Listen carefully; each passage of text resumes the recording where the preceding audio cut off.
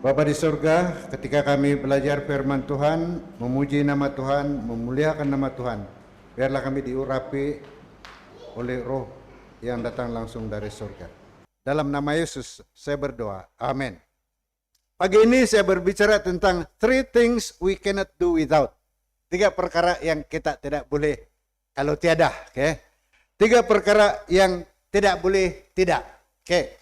Saya tidak tahu kalau kamu, tetapi bagi saya dan rekan-rekan yang sewarga emas dengan saya, nggak tahu siapa lagi yang sewarga emas dengan saya nih, barangkali Elda YD, Cikgu Kudi, Cikgu Stelin, tidak tahu kalau Diakon Evikson itu sudah sewarga emas dengan saya. Saya berbicara tentang saya membesar. Banyak perkara yang ada sekarang yang kami tiada. Okay. Seorang budak kota telah pergi bercuti di rumah datuknya di kampung. Okay. Dan dia bercuti selama 1 minggu.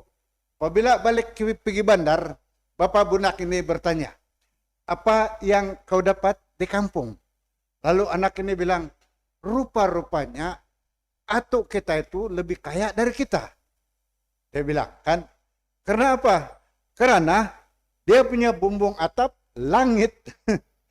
Langit dia punya bumbung atap, dia punya entertainment, bunyi burung di hutan. Dia bilang, segala-gala yang tidak ada di kota. Kan? Berarti atuknya di kampung banyak perkara yang dia boleh tiada. Kan? Dan masih hidup nyaman. Saya membesar dengan tiada radio. Kau boleh bayangkan, macam mana lah orang ini kalau tiada radio? Saya membesar tiada radio, kan? Dan apabila saya punya grandma, saya punya nenek Todu bilang, kau pergi tinggallah sama bapak kau, kan? Ini apa salah pas ibu kandung saya meninggal dunia, saya tinggal sama nenek saya. Jadi bila bapak saya melayani di Mantub paling terdekat, jadi nenek saya bilang, kau pergi tinggallah sana, susah betul saya jaga kau ini 2x5 sama si Nino, dia punya nakal ini kan. Jadi tak patutlah like father, like son, like grandson pula ini semua. Saya tengok saya punya grandson, satu cop dengan saya waktu saya macam begitu besar. So nenek saya bilang, saya punya Todu bilang, kau pergi tinggal sama bapak kau. Jadi bila tinggal sama bapak saya, baru saya dengar radio nih. Tapi radio bapak saya ini taruh di dalam kotak. Karena waktu dia pergi melawat, orang kampung masuk rumah kami pergi on to radio. Kan? Macam kami dapat TV mula-mula kan. TV mula-mula pakai remote tuh kan. TV mula-mula berapa channel TV mula-mula? 2 ya channel, belum ada TV 3. 2 channel saya. Tik tik tik tik. Dan ada TV 3. Tik tik tik tik tik tik. Dan ada TV 4. Tik tik tik tik tik tik. Dan ada Astro, lagi tuh tik tik tik tik tik tik. Bukan tengok, suka itu remote control. Kami tidak ada remote control tuh. Dari Gamut kami jalan kaki pergi Kedai Sia sana kilo. Nggak tahu kalau kamu tahu Kedai Sia ini mana Cikgu Stelin ini kan.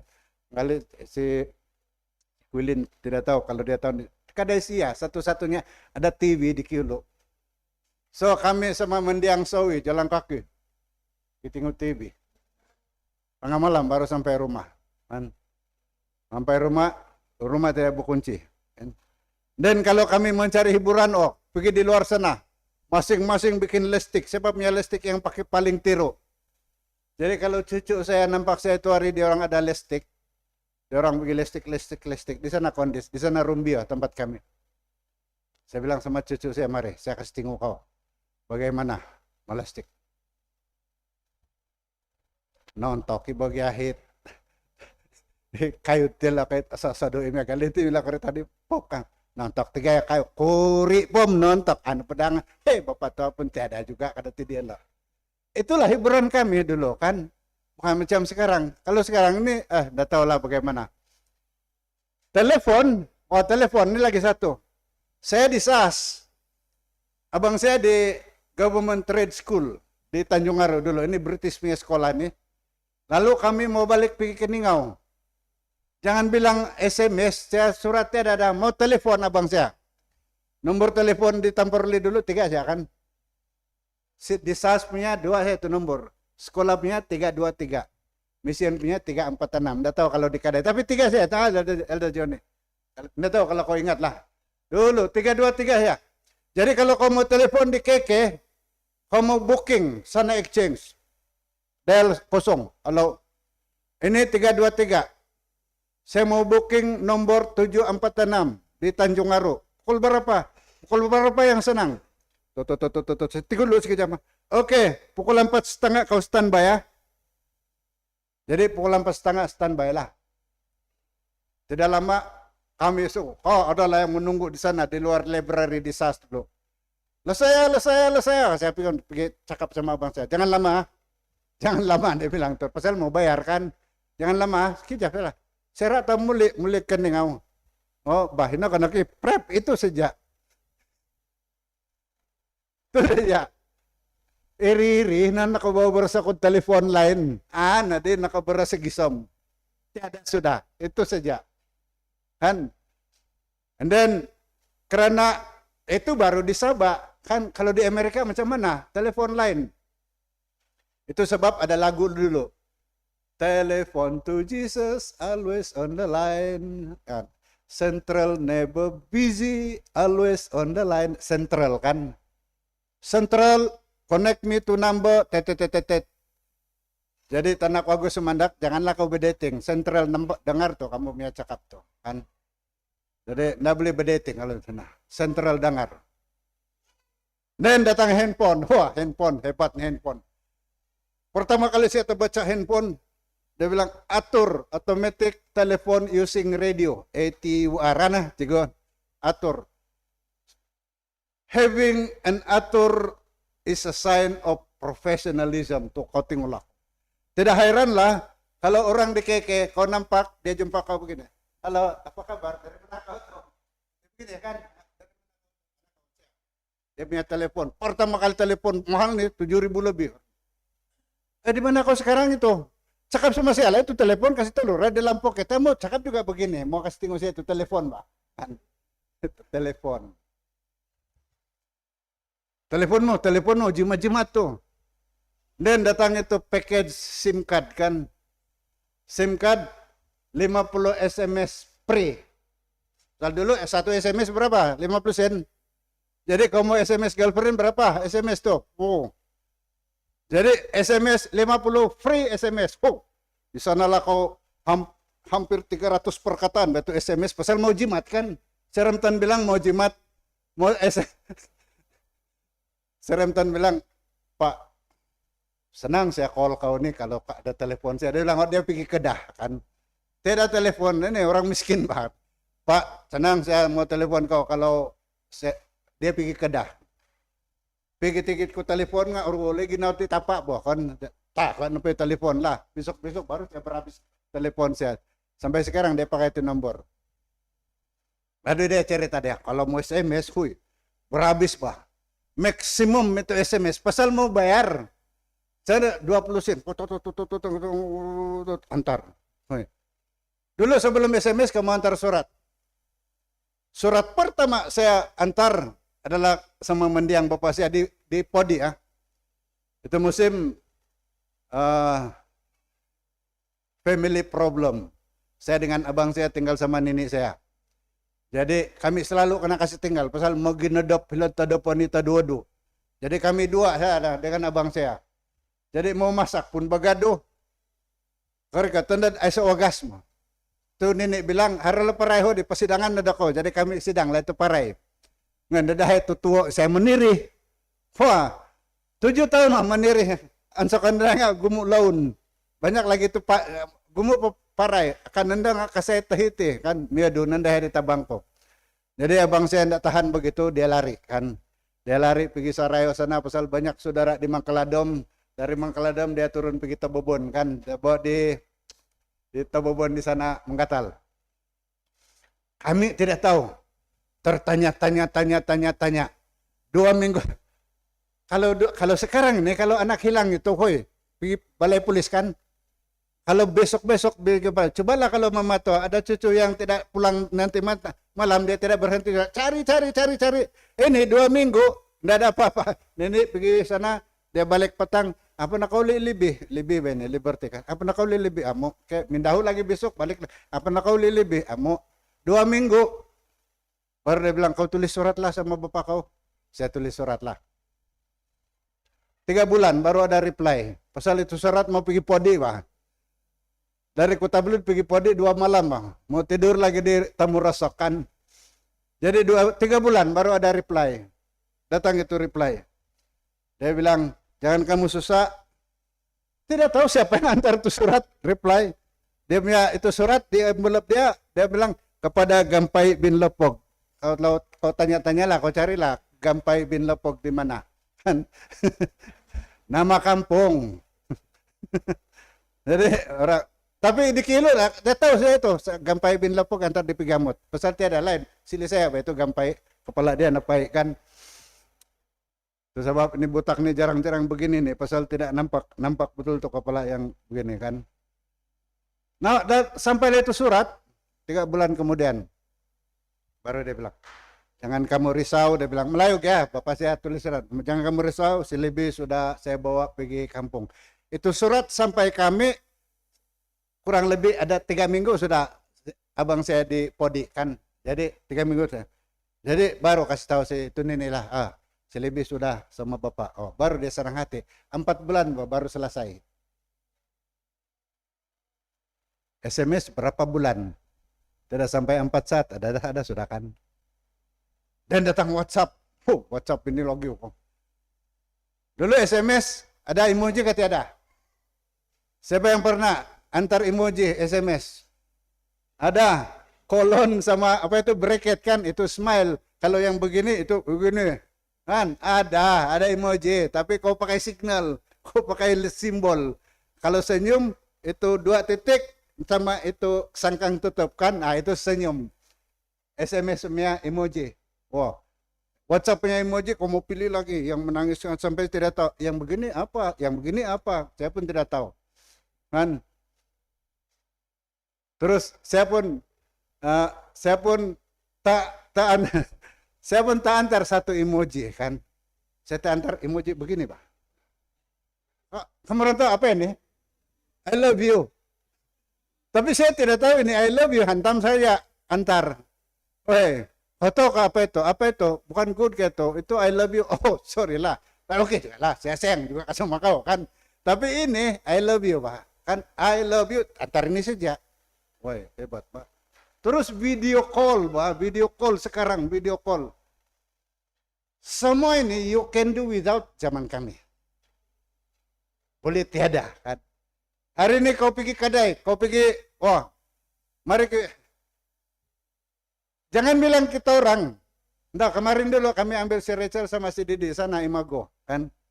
Selepas pergi hospital, saya bilang, kamu pergi mana-mana lah, pergi Imago dulu. Mama tahu bilang, untuk apa di Imago? Tidak ada apa-apa di Imago, tapi dia mau pergi Imago juga. Jadi kami jaga si Yuyi ini kan, si Yuyi. Kami bawa lah si Yuyi pergi hantar, tapi bawa dia pergi Imago dulu.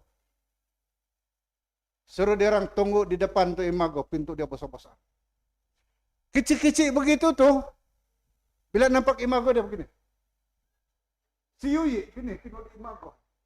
Jangan ada apa-apa lah kau untuk sana. You can do without ini Imago. Perkara yang we can do without di dalam hidup kita. Saudara dan saudari, hari ini saya berbicara tentang 3 perkara yang tidak boleh tidak kita lakukan di dalam hidup kita, hidup rohani kita. Saya membaca ayat yang pertama, Ibrani 9 ayat 22. Without the shedding of blood, there is no remission of sin. Tanpa penumpahan darah, tidak ada pengampunan. Perkara pertama yang tidak boleh tidak adalah penumpahan darah. Dari Kejadian sampai Wahyu, darah sentiasa dicurahkan. Dan karena di dalam nyawa itu, nyawa pada tubuh kita itu adalah di dalam darah. Apabila kita menyembelih ayam kah, daging kah, apapun kita disembelih, kita akan drain out, curahkan darahnya. Dan apabila sudah tiada darah itu, maka nyawa itu akan mati. Kita semua dihubungkan dengan darah. Apabila trade slave, perdagangan hamba abdi dulu. Karena orang Eropa percaya bahwa orang Afrika ini adalah keturunan Ham yang dikutuk. Maka mereka boleh dijual dagang. Kan itu sebab kulit hitam itu menjadi hamba abdi di Amerika. Tapi John Newton, pedagang slave yang menjadi pendeta, yang mengarang lagu Amazing Grace, berkata, kulit hitam atau kulit putih, kulit kuning atau kulit apapun, tetapi warna darah kita adalah sama, merah. Dan melalui darah kita ditebus. Tuhan bilang, apabila saya melihat darah pada pintumu, saya akan berlalu. Tuhan tidak berkata, apabila saya melihat kelakuan kamu, baru saya berlalu. Tidak demikian. Arahan Allah bagi orang Israel adalah bahwa setiap keluarga bangsa Israel menyembelih seekor domba dan darahnya dipercikkan di pintu yang melambangkan Yesus Kristus. Baru ada pengampunan darah. Di luar Alkitab, masyarakat dusun, terutama kita, tidak tahu kita semua, kita dibesarkan dengan satu budaya bahwa apabila kita minta ampun dengan orang lain, apa yang kita lakukan? Bagi ayam. Tumpahkan darah melalui ayam. Dalam apa juga cara pun, dalam apa masyarakat sekalipun, penumpahan darah menandakan satu pengampunan. Setiap dosa yang diampuni, tidak ada jalan lain selain daripada diampuni melalui darah Yesus Kristus. Yesus telah melakukan segala-galanya di atas Kalvari di Golgota. Kita ditebuskan oleh darah Kristus yang tidak bercelah. Kan? Jadi perkara pertama yang tidak boleh tidak. Bila saya Google di dalam Alkitab, perkara yang tidak boleh tidak dalam hidup rohani ada 22 yang disenaraikan. Jadi kalau saya ambil 22 semua itu barangkali sampai petanglah habis khotbah saya itu. Walaupun hanya menggantikan tempat Elda Pelibat saja, boleh sampai petang kan. Tapi pagi ini, tengah hari ini, saya akan ambil 3 saja. Yang pertama sudah saya sebut, Ibrani 9 ayat 22. Without the shedding of blood, tanpa penumpahan darah, tidak akan ada pengampunan. Kedua, di dalam kitab yang sama, Ibrani 11. Untuk kedua yang tanpanya tidak boleh tiada. Oke. Tetapi iman tidak mungkin orang, ini ayat 6 Ibrani pasal 11.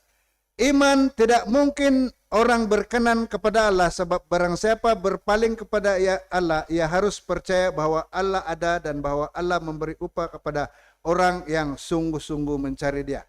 Tanpa iman, without faith, we cannot please God. Perkara kedua, kita harus ada kepercayaan. Kita harus ada iman kepada Tuhan. Karena kalau tidak ada harapan kita. Di dalam sekolah sahabat kita belajar tentang 3 perkara. Hari ini kita belajar tentang pengharapan. Ada 2 perkara yang disebut, yaitu iman dan kasih. Dan salah satu tonggak sagang kepercayaan. Kau tahu sagang, dalam bahasa dusun kami selalu berbicara di rumah ini, nasagang. Nasagang artinya 3 perkara. Pertama, yang menjadi sagang agama kita ialah iman. Selepas kita menerima Kristus dan kita mengaku sebagai Kristen, kita harus melakukan segalanya melalui iman kita dengan menunjukkan melalui perbuatan kita. Ketika Yesus berbicara kepada pencuri di atas salib, Yesus mengatakan, hari ini aku berkata kepadamu, engkau bersama aku di Firdaus. Tapi apabila dia berkata kepada Maria Magdalena, Yesus berkata, dosamu diampuni, pergilah, jangan berbuat dosa lagi. Berarti kita tidak lagi berbuat dosa. Orang yang beriman akan menuruti hukum Allah. Yang ketiga, tanpa saya. Wah, ini ya, without me. Ada perkara yang lain tapi saya pilih ini yang without me. Without me, Yesus bilang, you can do nothing. Yohanes 15 ayat 5. Akulah pokok anggur dan kamulah ranting-rantingnya. Barang siapa tinggal di dalam aku dan aku di dalam dia, ia berbuah banyak. Sebab di luar aku kamu tidak dapat berbuat apa-apa. Kami ada pokok nangka ini di rumah, di belakang. Dia punya, bila dia berbuah, dia punya sayur tuh, kalau bikin sayur sedap betul tuh. Tapi itu punya nangka, tunggu habis buah, baru kami potong dia punya dahan. Kan? Itu lain kiranya, pasal dia punya dahan pergi rumah orang di sebelah. Kalau di perumahan nih, tidak boleh pula tanam kayu yang besar-besar nih. Saya ada kawan di sana dekat 88 tuh di Kepayan Ridge. Nah. Dia ada rumah di terrace house. Jadi kalau saya pergi tempat dia, mula-mula pergi tempat dia bilang, Ela ini rumah, Ela ini walaiku, dia bilang. Saya punya rumah boleh tahu tuh, ada pokok besar di belakang. Jadi betul-betul ada pokok lebih tinggi daripada itu durian sana di belakang rumah dia. Di perumahan tuh, di Kepayan. So dia bilang, saya bilang, jadi itu rumah apa macam kau atur itu rumah itu mau tabang itu tapi tidak tahu macam mana mau tabang. Saya bilang kau panggil itu tukang itu pokok tabang, ada kan tertulis POKO, tukang tabang pokok, kau panggil itu. Saya bilang karena tidak faedah, tidak guna itu pokok. Dalam hal ini satu pokok ditabang.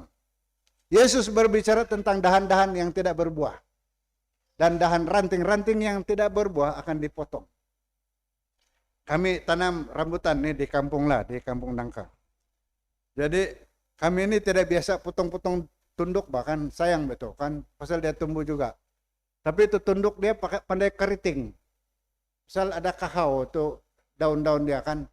Sesatanya lah orang-orang yang berpengalaman, kenapa saya punya rambutan punya daun itu pandai berkeriting? Kau potong, dia bilang. Jadi tumbuh kayak itu, tumbuh, berdaun juga itu, kau potong. Kalau tidak rusak kau punya satu pokok. Jadi kami baliklah, kami potonglah semua yang rusak itu kan. Saya rasa konsep yang sama yang Yesus maksudkan. Apabila Yesus berkata, ranting yang tidak berbuah akan dipotong. Kan? Ranting yang melekat sama Yesus akan berbuah. Ranting yang melekat sama Yesus banyak yang dia boleh lakukan. Karena di luar dia, without me, Yesus bilang, you can do nothing. You can do nothing. Tanpa Yesus, kita tidak berbuah banyak. Tanpa Yesus, buah-buah Roh Kudus di dalam hidup kita tidak akan keluar, tidak akan muncul, kita tidak akan membuahkan hasil tanpa Yesus. Kita datang kepada Bapa, kepada Roh Kudus, supaya mereka berdua, Roh Kudus akan berdiam di dalam diri kita. Saat kita meletakkan seluruh jiwa kita, ingat Yesus berkata kepada kita, kasihilah aku dengan segenap hati, dengan segenap jiwa, dengan segenap kekuatan. Berarti mindah hati dan segala action kita harus diserahkan kepada Yesus. Agar kita dapat bertumbuh di dalam Yesus, bertumbuh di dalam rohani, berbuah segala buah-buah kurnia rohani di dalam hidup kita. Hanya kita boleh lakukan itu apabila kita bersama dengan Yesus. Ingat, without me you can do nothing, Yesus bilang.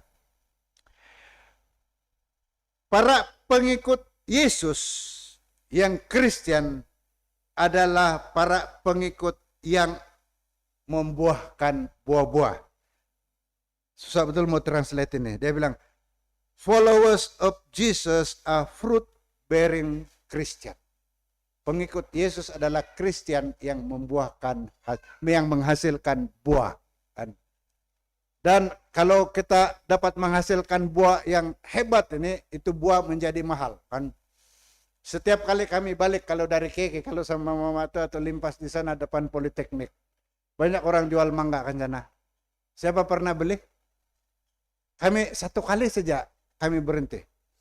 Berapa 1 kilo? 18 ringgit 1 kilo. 18 ringgit 1 kilo. Mau makan mangga 18 ringgit. Tidak sampai 2 biji, 18 ringgit. Kau sampai di rumah, kau buka itu kulit.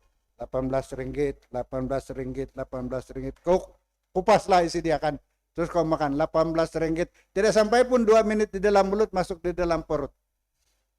18 ringgit. Mahal kan? Mahal itu buah. Buah cantik. Buah. Bayangkan kita membuahkan hasil yang cantik. Mahal. Di mata Tuhan, kita membuahkan buah yang mahal. Kan?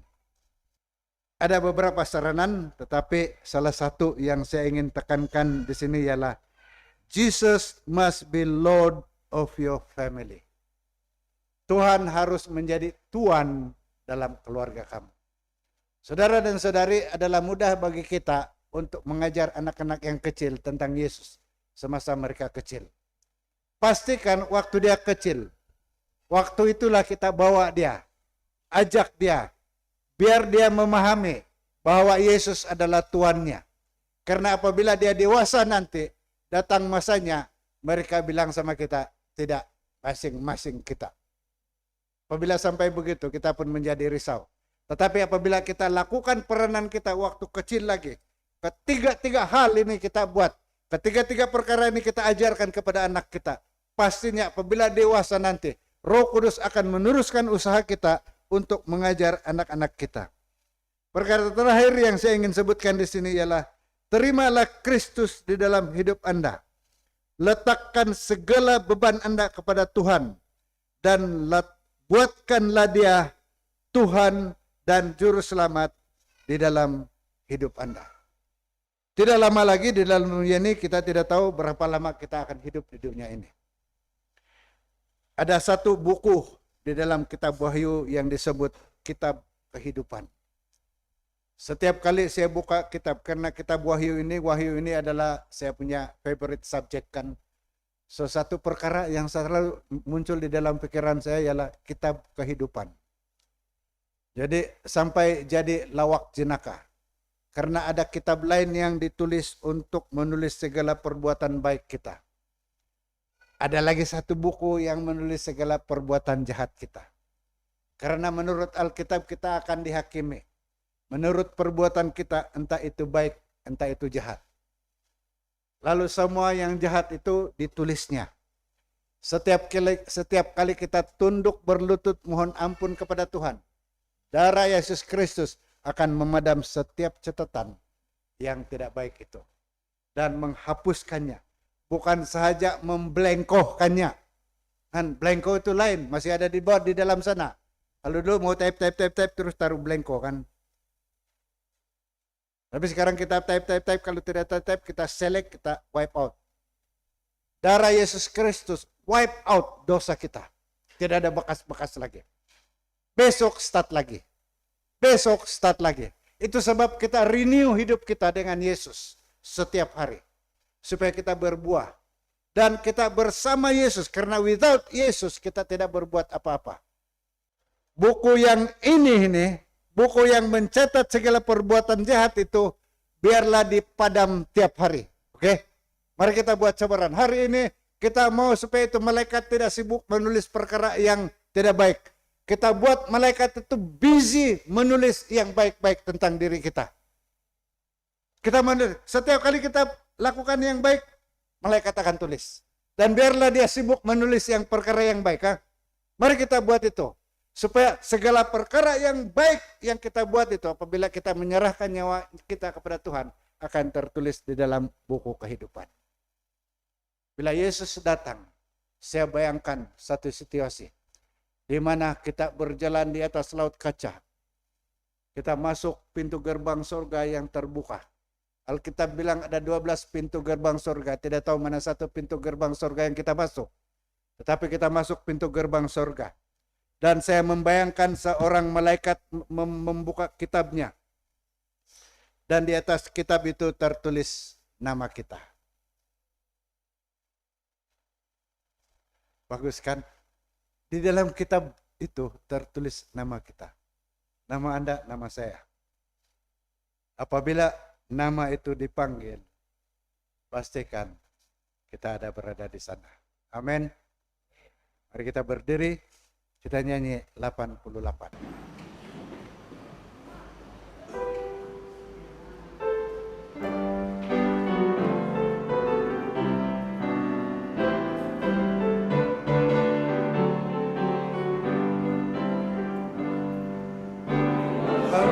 Kala Tuhan bunyi kiamat tiba, bunyi Tuhan datang amat mulia.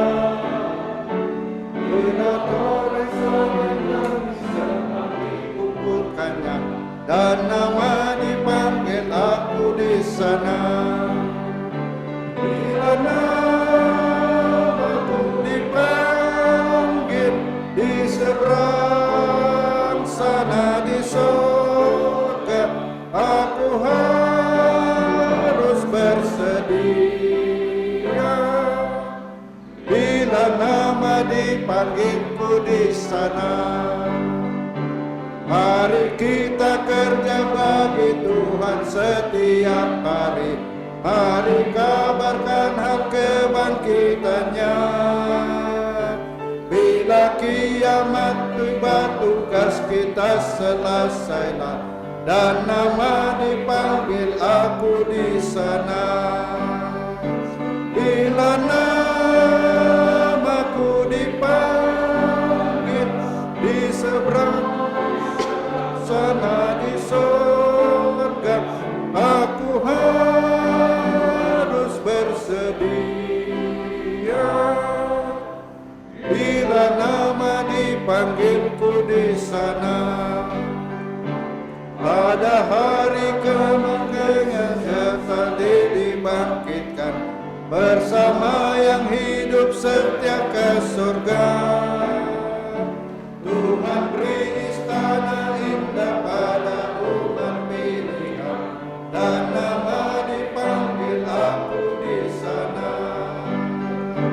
Bila namaku dipanggil di seberang sana di surga, aku harus bersedia. Bila nama dipanggilku di sana. Bapa kami yang di surga, maha besarlah kuasa-Mu karena Engkaulah yang mempunyai segala-galanya. Pagi ini kami disegarkan lagi dengan firman Tuhan bahwa tanpa Yesus kami tidak boleh berbuat apa-apa di dalam hidup kami.